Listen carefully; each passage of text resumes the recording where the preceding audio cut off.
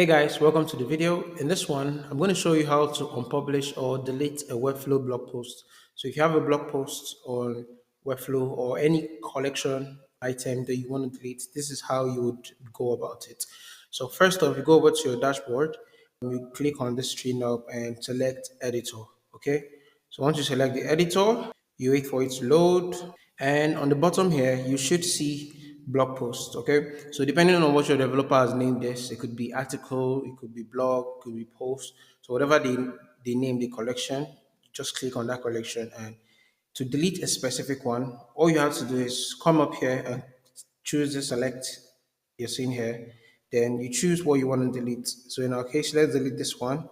Once you check on it, you click on delete. This will be deleted permanently from the site. So you can delete multiple items as well. So let's say you want to delete multiple items. Select these three and click on delete. You will to delete them by clicking on the delete permanently button. So yeah, that's how to go about deleting them.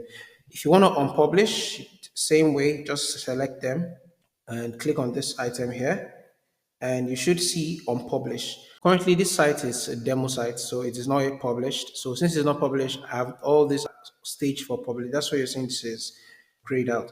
But what you would do is just select the ones you want to unpublish or the single one you want to unpublish and click on unpublish. Once you do that, this will not be live on the Webflow website anymore.